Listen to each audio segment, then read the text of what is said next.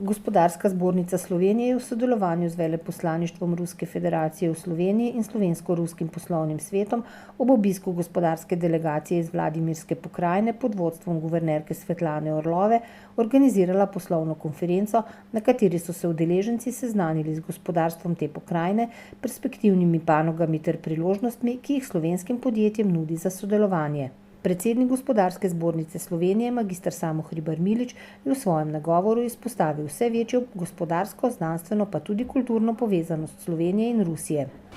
Približujemo se 1,5 milijardi medsebojne menjave in prepričan sem, da smo sposobni zavezo, ki smo si jo dali pred nekaj leti, do leta 2016, priti do 2 milijard. Skupne investicije, tako v Sloveniji kot v Ruski federaciji, to omogočajo, prav tako tudi velika vitalnost gospodarstva, ki gre za globalno poslovanje.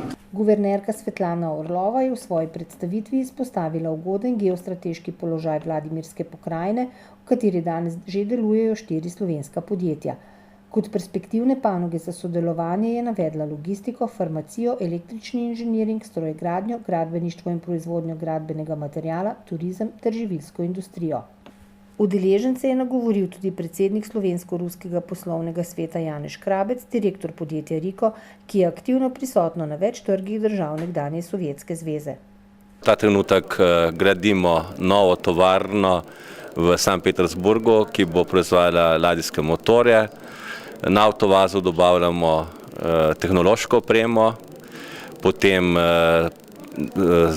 založili smo že temeljni kamen v Ivanovu, ki je sosedna regija Vladimirovske, za novo tekstilno tovarno. No, ampak jaz vedno, ko govorim o tem slovanstvu, govorim resnično na to postsovjetsko prostranstvo, da ne omenjam tudi Belorusije, ker pa veste, da uspešno tečejo projekti, največji gradbeni slovenski projekt v tujini, skoraj v moderni Sloveniji, vseh časov, 150-milijonski projekt Kempinski v Minsku.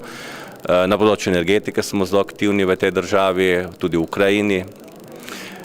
Kljub tej ohladitvi sedaj dobavljamo opremo za vrsto tovarn, ki so podizvajalci ruske atomske industrije. Prav za Kempinski Minsk je znano, da ste k sodelovanju pritegnili tudi slovenska podjetja. Kako vam je to uspelo, katera so to, kako sodelujete? No, z veseljem povem, da smo pritegnili Marmor Hotavlje in na tem projektu ima dela za 2 njihova letna prometa, več kot 16-17 milijonov evrov. Z veseljem, s ponosom povem, ravno danes sem izvedel, da bo tudi Stilest iz Sevnice opravil dela za približno 8 do 9 milijonov evrov, da ne omenjam inštalacij, klime Petek, pa Hidrije, pa še marsikdo se bo našel v tem projektu.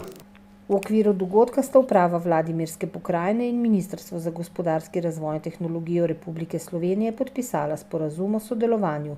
Sledili so poslovni razgovori predstavnikov slovenskih in ruskih podjetij.